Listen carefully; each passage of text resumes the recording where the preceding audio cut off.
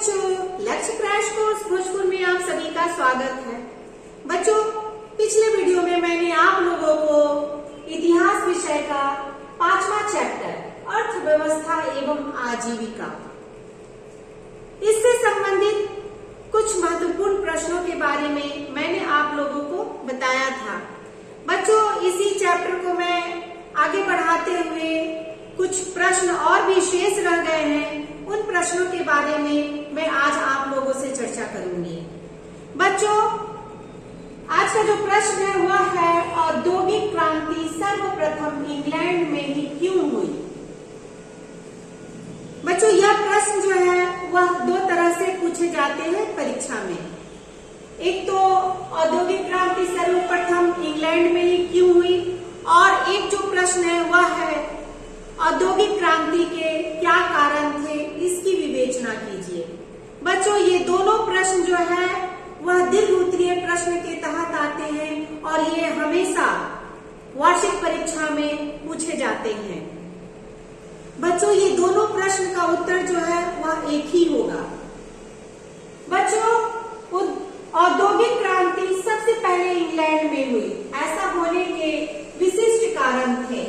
ये कारण जो थे वह निम्नलिखित थे। उनमें सबसे पहला कारण इंग्लैंड की भौगोलिक स्थिति है। दूसरा है खनिज पदार्थों की उपलब्धता।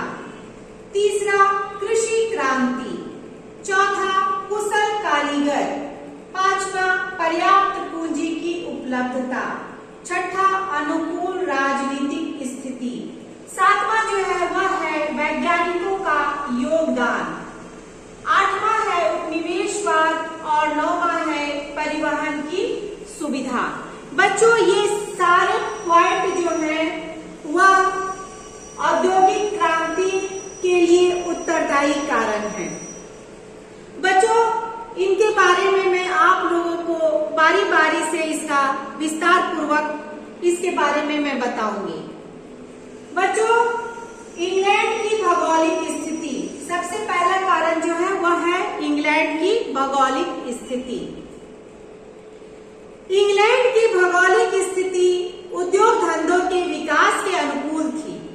कटे हुए समुद्री किनारों के कारण उसके पास अच्छे बंदरगाह थे। अतः समुद्री मार्ग से कच्चे माल के यातायात एवं निर्मित वस्तुओं के निर्यात जो औद्योगिकीकरण के लिए आवश्यक तत्व हैं, ये सारे तत्व इंग्लैंड में प्रचुर मात्रा में उपलब्ध थे। बच्चों, एक और भी चीज इंग्लैंड के साथ थी। इंग्लैंड जो है वह बाहरी आक्रमणों से पूरी तरह सुरक्षित था। दूसरा जो कारण है वह है खनिज पदार्थों की उपलब्धता। बच्चों, इंग्लैंड में प्राकृतिक साधन यानी खनिज पदार्थ प्रचुर मात्रा में उपलब्ध थे।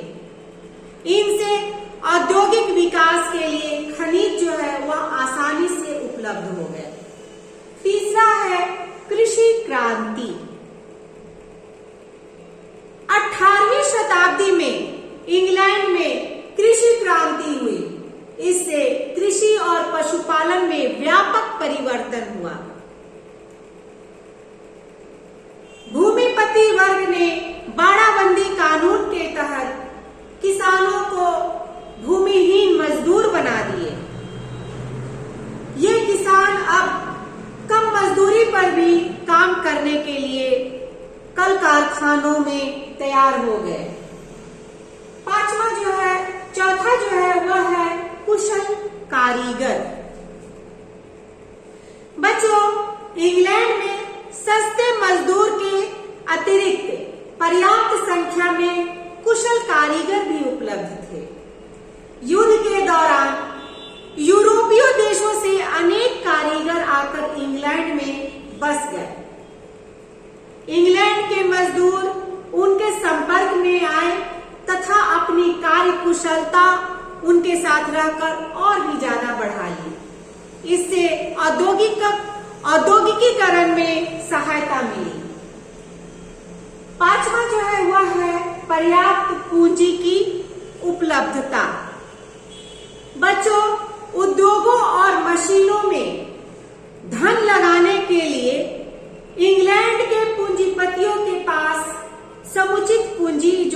वह उपलब्ध थी। यह पूंजी भूमिपतियों और व्यापारियों के पास थी। इन दोनों वर्गों ने अधिक धन कमाने के लिए अपनी पूंजी जो है वह उद्योगों में लगाई। इससे पूंजी का अभाव नहीं हुआ तथा औद्योगिक विकास की प्रक्रिया जो है और ज्यादा बढ़ गई। छठा है अनुकूल राजनीतिक स्थिति। बच्चों, इसके अंतर्गत 18वीं शताब्दी तक इंग्लैंड में राजनीतिक चेतना का विकास हो चुका था। वह एक राष्ट्र के रूप में संगठित हो चुका था। इसके विपरीत फ्रांस में राजनीतिक अस्थिरता थी। जर्मनी का एकीकरण नहीं हुआ था, वह छोटे छोटे राज्यों में विभक्त था। इंग्लैंड की जो परिस्थिति थी वह भिन्न थी। अद्यपि इंग्लैंड यूरोपीय युद्धों में भाग लेता था, परंतु वे युद्ध जो है वह इंग्लैंड की धरती पर नहीं होने देते थे। इससे इंग्लैंड के औद्योगिक विकास में किसी तरह का कोई भी बाधा नहीं आया। सातवां जो है वह है वैज्ञानिकों का योगदान। बच्चों, क्रांति लाने में इंग्लैंड के वैज्ञानिकों का भी जो है वह महत्वपूर्ण योगदान था। इन लोगों ने नए नए आविष्कार कर नए मशीनें बनाई, जिससे वस्त्र उद्योग, परिवहन, संचार व्यवस्था एवं खनन उद्योगों में काफी प्रगति हुई। उद्योग धंधों में नए मशीनों का व्यवहार आरंभ हुआ। इससे कल कारखाने स्थापित हुए और कल कारखानों की प्रथा का भी विकास हुआ। अगला जो पॉइंट है वह है उपनिवेशवाद। बच्चों, उपनिवेशवाद ने भी औद्योगिकीकरण में सहायता पहुंचाई। भारत जैसे उपनिवेशों से ब्रिटेन को कच्चा माल आसानी से उपलब्ध हो गया। इससे इंग्लैंड में उद्योगों, विशेषतः वस्त्र उद्योग में तेजी आई। उत्पादित वस्तुओं के लिए भारत में बाजार भी मिल गए। इससे औद्योगिकीकरण को और भी ज्यादा बढ़ावा मिला। अंतिम जो पॉइंट है वह है परिवहन की सुविधा। बच्चों, कारखानों में उत्पादित वस्तुओं को बाजार तक पहुंचाने के लिए तथा कारखानों तक कच्चा माल पहुंचाने के लिए आवागमन के साधनों का विकास किया गया।